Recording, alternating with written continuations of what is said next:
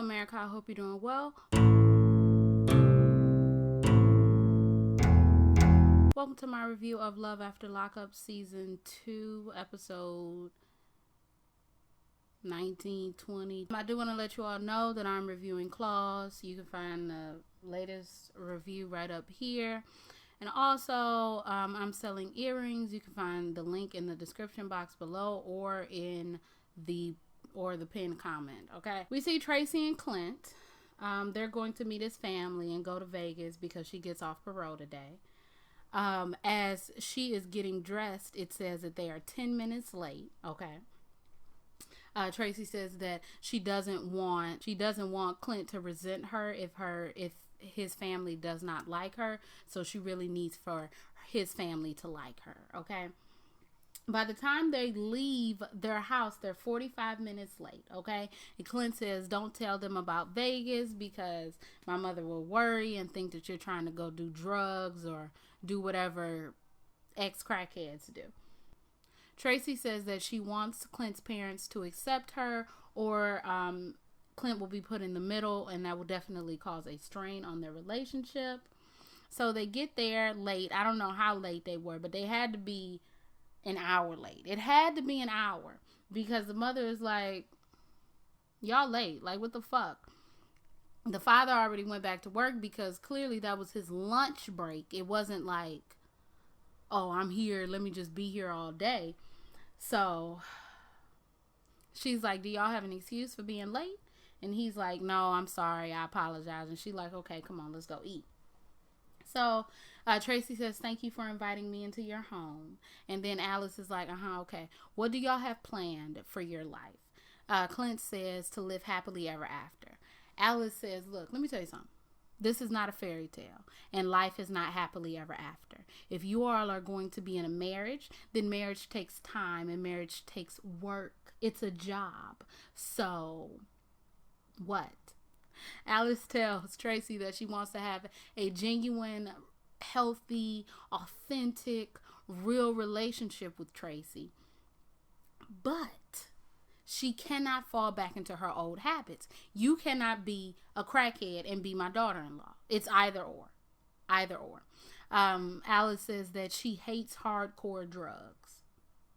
Did you hear? She said hardcore drugs. So you know what Alice be doing on the weekends. That's all I'm going to say. Tracy says that everything that Alice is saying is hitting home for her because she lost 10 years of her life just, because of stupidity and selfishness. And Alice says that is very sad. And Tracy says, yes, it really is sad. And Alice says, I'm sorry that happened to you, but you do need to prove yourself to me. And you need to be trustworthy. Clint feels very horrible because, they're not telling his mother or father about the Vegas trip. So he feels very horrible about lying to her because... Oh, and also Clint says, believe it or not, I've done some bad things in my life too. Almost as bad as what Tracy did to me. I don't know if it was not recent, but I don't know if it was last season, at the end of last season when he like ran his truck into like a storage unit facility, or if that happened a long time ago. But I know, Clint, we all know that you've looked like you've done some rough around the edge type shit. Okay? We see Andrea and Lamar and her children. They're putting up the Christmas tree, and Andrea says that she lives for moments like this.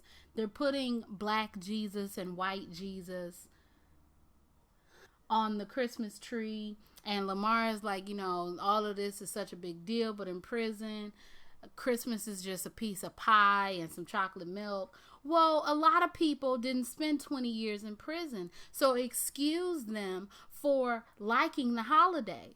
It's not a crime to like the holidays. It, however, is a crime to do whatever your ass did to land you in jail for 20 years, okay? So, excuse me if I want to have some time and be with my motherfucking family on Christmas. What? Like, what are you talking about? Anyway, Lamar is like, look, okay, so we done here. I'm about to go out. Nyla and Andrea are like, look, We had, hot cocoa planned, and we were going to watch Christmas movies. And Lamar is like, no, I don't really want to do all of that. I want to go see my family. Andrea's like, you were in the car with your cousin when you got arrested. So you're going to see your family, and they're going to put you in the same situation that you were already in.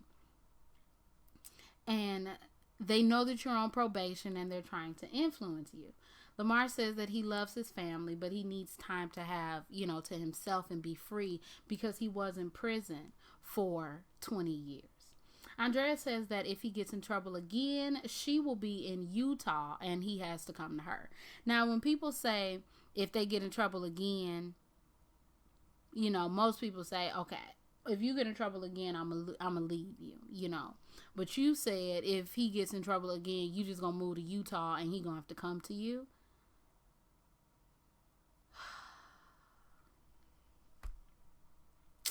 So Lamar goes to see his family, and he says that he's missed out on so much being locked up for 20 years, and it's been about a year since his family has seen him.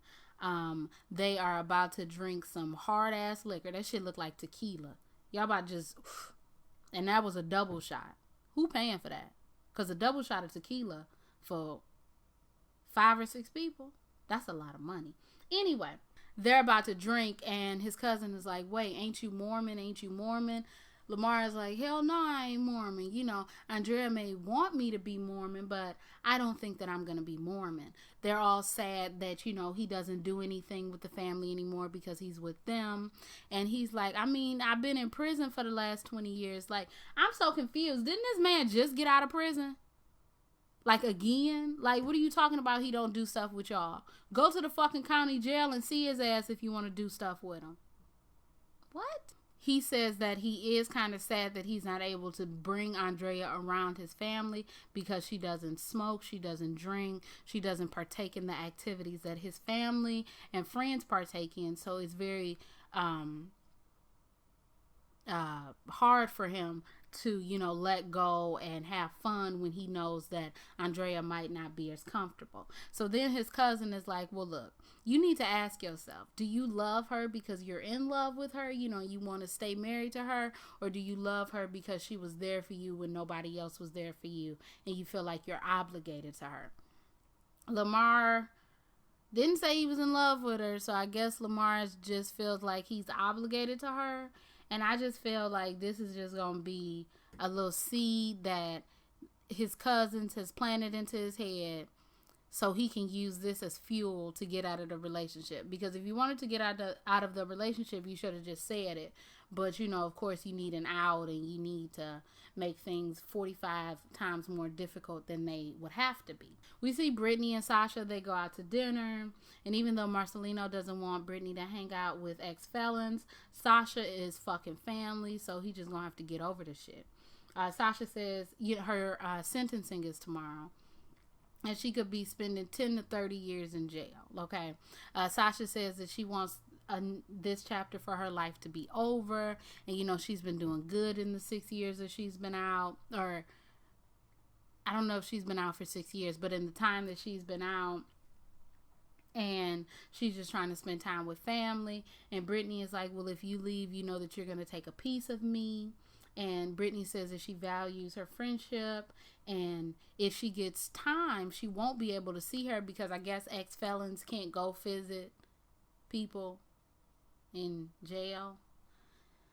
Okay, and they'll only have like phone conversations, and Sasha didn't realize that, so that really touches Sasha. And I guess they have a little bit of drinks or whatever. Brittany gets a Uber home. And Marcelino is upstairs. He's like, hey, bro, you coming in a little bit too late. Where's the car at? She like, what do you mean I'm coming in too late? What are you talking about? I didn't want to drink and drive. Is that not being responsible? Huh? And he's like, well, now we all schedule. How I'm supposed to have a car if I'm supposed to take Gio to school tomorrow? And she's like, so you would have rather me drink and drive than come home safely? And he's like, no, you did the right thing. And she's like, so why are we having this conversation? And he's like, in his confessional, I feel like her hanging out with Sasha again just gonna, make her start doing dumb stuff. And so Brittany is like, you know what? You know what, big homie? I'm gonna go get the car right now. Right now. And he like, no, wait. He trying to follow her. She walking. I don't know where the car was because her ass just started walking. I'm like, you not gonna call an Uber? You were able to call an Uber to get home, but you not gonna call an Uber to get there? What you gonna do, take the bus? Marcelino's like, you messing up the schedule. You not respecting the schedule. Brittany is like, bro, you stayed out all night sometimes. And he's like, yeah, but I still come home and do what I need to do. She said, you know what? Let me tell you something. Fuck you. You get the car. We're done. And also, Brittany said before all of this transpired that she had never needed as much support from Marcelino as she needed now.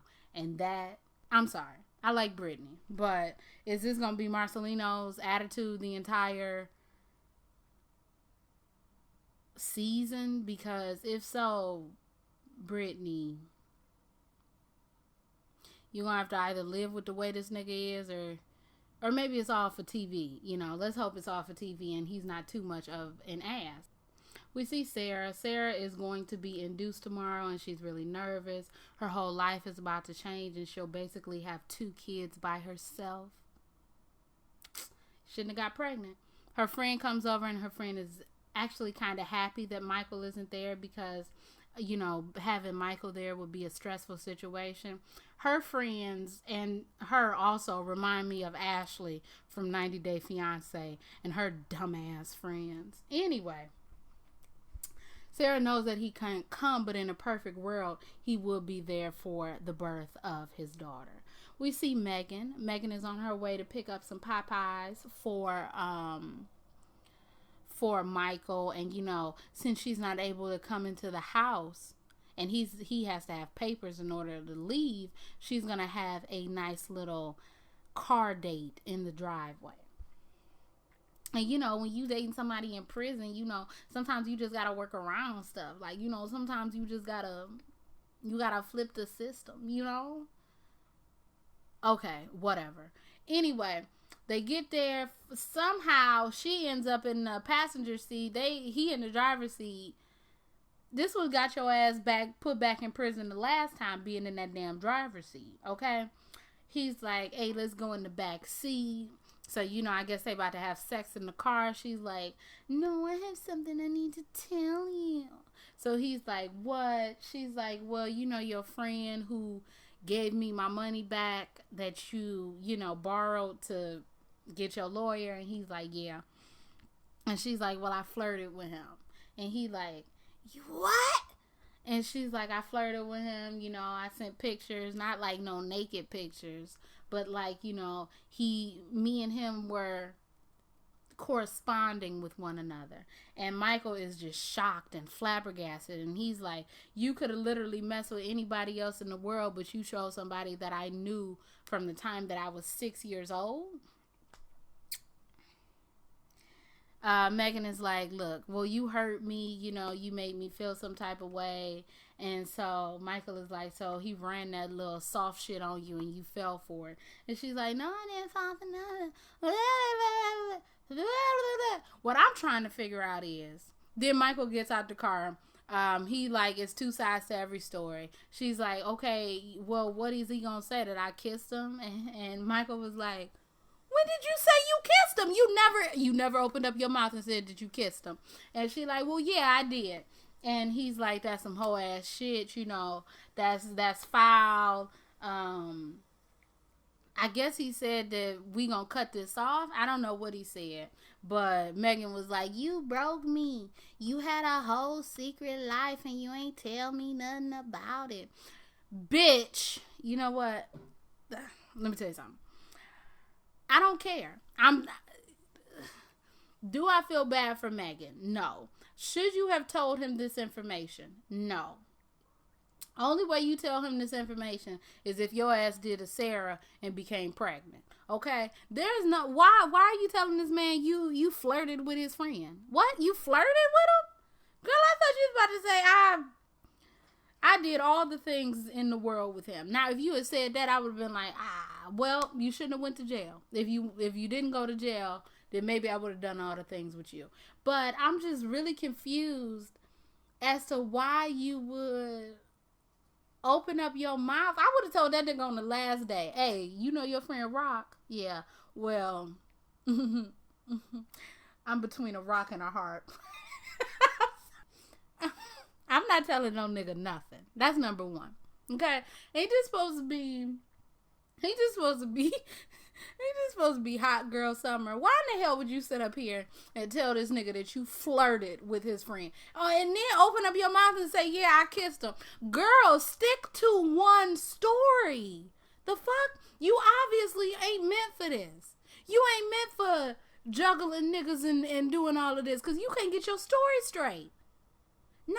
Now I'm thinking that you did have a little bit of with him because come on. You said I just flirted with him. I sent him pictures, but not no nasty pictures. So what pictures you send him of your face? Why he need pictures of your face? Don't he know what you look like? Come on, Megan. But that don't mean I'm on Michael's side now because can't no motherfucking nigga with an ankle bracelet on tell me what to do with my life. Okay. What you gonna do? Go beat him up? Oh, wait. You can't even be there for the birth of your daughter. So you bets to be quiet because I'm the only girl that's coming over here. I mean, I guess you can get another little girl to come over here and be parking in your driveway with some Popeyes or something. But really, look, either you gonna take it or leave it. You gonna take it or leave it. And if you want to leave it, then bye. Still don't change the fact that you on house arrest. You can't do nothing. I could literally leave today and go have sex with that man and you would never know. Why? Because you on house arrest. You see? So, I don't know. You know, I kind of feel like this much what Michael is saying. But in the same breath, if you've known this man since you was 3 or 5 or 6 years old, why would he even disrespect your friendship like that? That's your friend. That's your good friend. That's a long time to know somebody.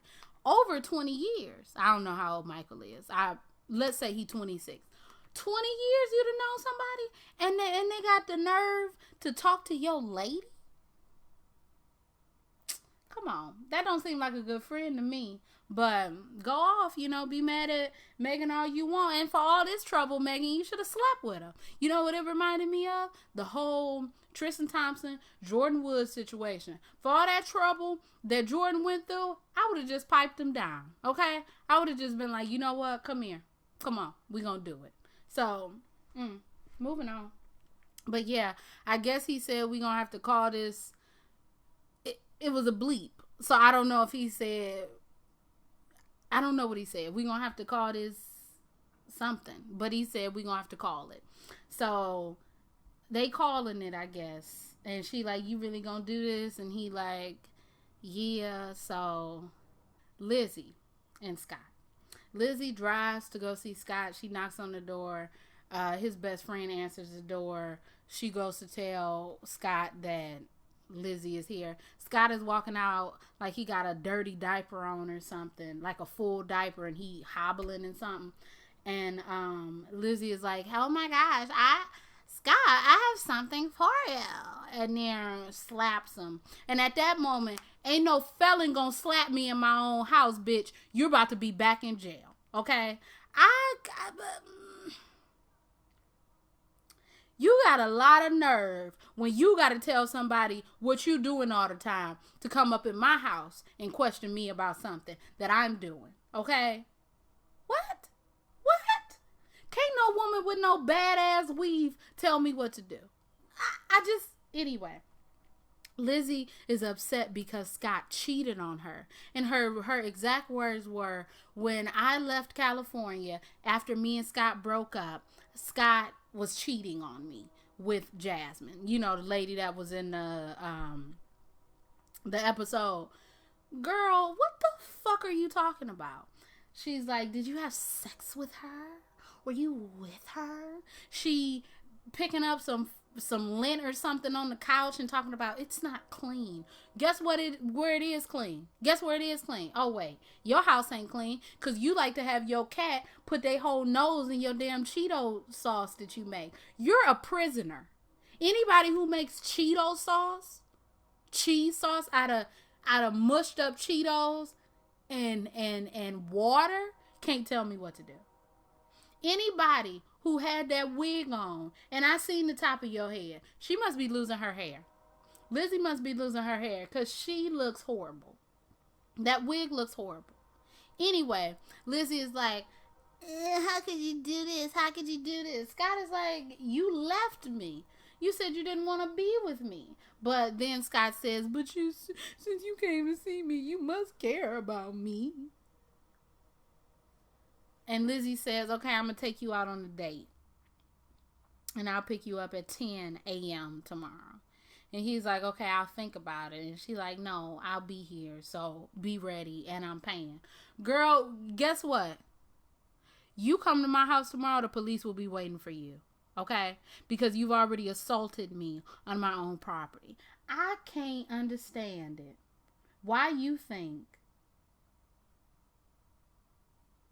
your big-breasted, bad weave, slurred speech having ass is going to sit up here and tell me how to live in my free home. Okay? My home is free.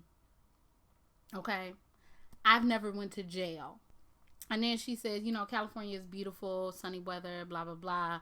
But, this was the last place that I got my last DUI because I ran over somebody's foot. And she can't even pay attention to the traffic out there. First of all, apparently Scott hasn't had sex with anybody since Lizzie left him, and he's in love. He still loves Lizzie. And Lizzie hasn't had sex with anybody. And if you want a chance with me, I need complete honesty. I got some honesty for you. Okay? Your breasts are too big. Whatever you did to them, you need to stop. Number 2, that wig is bad. It's synthetic. It's synthetic. You make enough money at that damn factory to buy you a human hair wig. A human hair wig at the least can run you $80. $80. And plus tax, free shipping, you can get that bitch sent to you for $86. And this is what you got on. This. But you want me to be honest with you. Girl. Anyway, I'm done with this, okay? So if you all like this review, you can like, comment, and subscribe. You can follow me on Instagram, Twitter. Everything you need to know about me will be in the bottom bar below. My name is Brielle. I make beats. I sing songs. If you like what you see, come on along. Bye.